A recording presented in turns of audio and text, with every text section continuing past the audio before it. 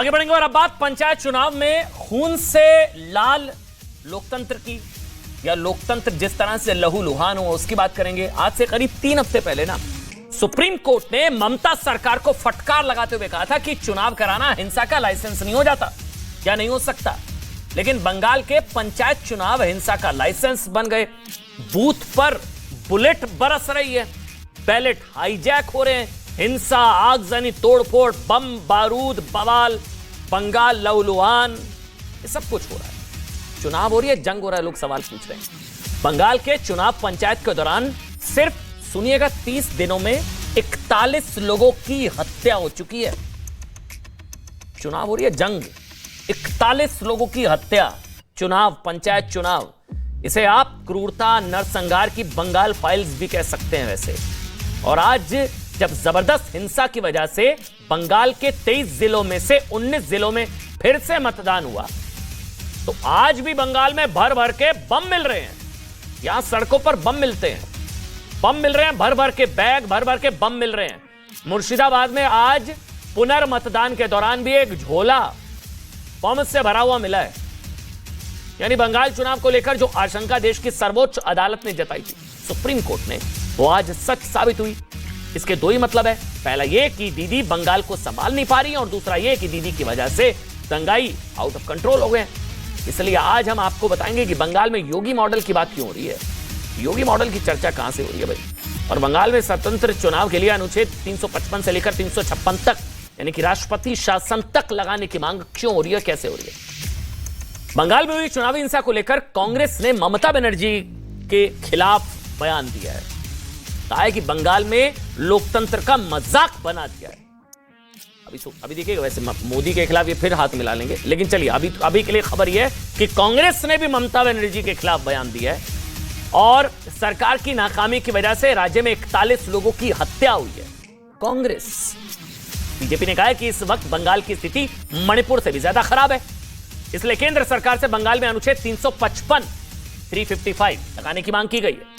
पहले आपको बता दें कि अनुच्छेद 355 क्या है, और यह अनुच्छेद 356, जो कुछ लोग कह रहे हैं राष्ट्रपति शासन का टाइम तो नहीं आ गया कहीं, 356 से कैसे अलग है।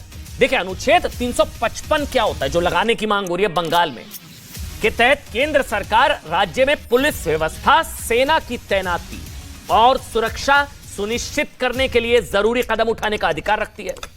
अनुच्छेद 355 का इस्तेमाल होने के बाद राज्य की सुरक्षा और संविधान लागू कराने की जिम्मेदारी सेंटर की हो जाती है। 356 के तहत किसी राज्य में राष्ट्रपति शासन लगाया जा सकता है और चुनी हुई सरकार बर्खास्त की जा सकती है। 355 की तो जरूरत है। लॉ एंड ऑर्डर डिजास्टर आप घूम के देख लीजिए। आज भी भाजपा की एक बूथ प्रेसिडेंट को मार दिया। कौन स्टेट में 41 डेथ हुआ, कौन स्टेट में? Well anticipated by the state government. Second thing, why this kind of violence took place, as a consequence of which death toll of the state West Bengal has been continuing unabated. It is virtually going up. So I urge upon the judiciary that an investigation should be conducted. देखिए, सवाल जानते हैं क्या? सवाल ये, इस बात का ना पहले से अंदेशा था, ऐसा नहीं है कि अचानक से हो गया, सबको पता था, ये सबको अंदेशा था, हो सकता है ये सब अंदेशा था कि पंचायत चुनाव में जमकर हिंसा हो सकती है, तो दीदी ने सुरक्षा के इंतजाम क्यों नहीं किए? Law and order state subject. क्यों बंगाल सरकार राज्य में चुनाव के दौरान केंद्रीय सुरक्षा बलों की तैनाती के खिलाफ सुप्रीम कोर्ट चली गई? सोचिए, ये हिंसा तब इतनी हुई है जब केंद्रीय सुरक्षा बलों की तैनाती को नहीं रोक पाई ममता बनर्जी। केंद्रीय सुरक्षा बलों की तैनाती ना होती तो अभी तो 41 लोगों की हत्या हुई है, नंबर कितना बढ़ जाता। जब बंगाल सरकार को सुप्रीम कोर्ट के जबरदस्त फटकार के बाद केंद्रीय बलों की तैनाती करनी पड़ी, फिर भी बंगाल को लोकतंत्र को ठोक तंत्र में बदल दिया गया। गृह मंत्रालय का दावा है कि जहां जहां फैक्ट को सुनिएगा, जहां जहां केंद्रीय बलों की तैनाती हुई वहां हिंसा की कोई घटना नहीं हुई, जबकि जहां पर केंद्रीय बलों की तैनाती नहीं हुई वहां हिंसा की हदें पार हो गई। अलग अलग तस्वीरें। पंचायत चुनाव के दौरान 41 लोगों की हत्या हुई है। जगह जगह पर राजनीतिक कार्यकर्ताओं में हिंसक झड़प हुई, आगजनी हुई, गोलियां चली, बम गोला बारूद सब चला, बैलेट बॉक्स लूटने की खबरें आई, बैलेट बॉक्स आग के हवाले कर दिए गए। सोचिए, कुछ लोग देश में बैलेट से चुनाव कराने की मांग करते हैं, कुछ पार्टियां। क्या देखिए, क्या इसीलिए मांग होती है क्या? बैलेट बॉक्स जला दिया गया, बैलेट बॉक्स उठाकर भाग गए कुछ लोग। इसके अलावा बंगाल में पंचायत चुनाव के दिन ऐसे ऐसे ये वीडियो देखिए आप, ये तो हमने पिक्चरों में देखे थे, ये सब ऐसे वीडियो आपने ये फिल्मों में देखे होंगे। आपने अभी तक ये जो सीन हम दिखा रहे हैं ना, मतदान केंद्रों को फिल्मी स्टाइल में हाईजैक कर लिया गया और बैलेट पेपर पर एक ही पार्टी का ठप्पा ढप ढप लगाया जा रहा है यहां पर, फिर इन्हें मतपेटी में डाल दिया गया। ये चुनाव हो रहे हैं यहां पर। हो सकता है कि ममता बनर्जी और टीएमसी इन तस्वीरों को छोटी मोटी एक आधा हो गया होगा, आप ऐसे कैसे बदनाम कर देते हैं, लोग कह सकते हैं, दीदी कह सकती हैं, लेकिन बंगाल हिंसा को लेकर कांग्रेस और बीजेपी के अलावा टीएमसी ने भी बड़ा गंभीर दावा कर दिया है। ओवैसी, उन्होंने दावा किया है, सुनिए उनका दावा। पंचायत चुनाव के दौरान 42 लोगों की हत्या हुई है। ओवैसी सामने ढूंढ लिए, नाम पढ़ लिए, 28 मुसलमान हैं, इनको यहां एजेंडा चलाने का मौका मिल गया। वहीं पंचायत चुनाव के दिन ही 20 लोगों की हत्या हुई, जिसमें 15 मुसलमान थे। ओवैसी ने ट्वीट में कहा कि ये हत्याएं अवसरवादी धर्मनिरपेक्षता के जहरीले फल हैं, जो सत्ता के लिए निर्दोष मुसलमानों की बलि ले लेती है। जहां ओवैसी ने हत्याओं का भी हिंदू मुसलमान में बंटवारा कर दिया, लेकिन ये इस देश की विडंबना है कि वो और उनकी पार्टी AIMIM सेकुलर होने का, कथित सेकुलर होने का दावा कर सकते हैं। दूसरी ओर, अब ये मत समझिए, आपको लग रहा होगा हो गए चुनाव, चलिए निपटे खत्म, 41 लोगों की हत्या हुई, गलत हुई, लेकिन चलिए अब और नहीं, ऐसा नहीं है। चुनाव हो गए हैं, दीदी के बंगाल में हिंसा का खेला खत्म हो गया है। कल 11 जुलाई को बंगाल पंचायत चुनावों के नतीजे आएंगे। आशंका है कहीं फिर से ना हिंसा ये सब हो। बंगाल चुनाव में हिंसा और नतीजों से पहले राज्यपाल CV आनंद बोस ने आज गृह मंत्री अमित शाह से मुलाकात की है।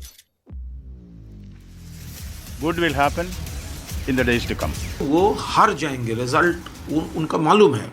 वो ये मुद्दा दूसरी तरफ वो डिविएट करने का कोशिश कर रहा है और लॉ एंड ऑर्डर में वो डिस्टर्ब कर रहा है। इसीलिए भाजपा, कांग्रेस, CPM, ISF मिलकर ऐसा कुछ किया।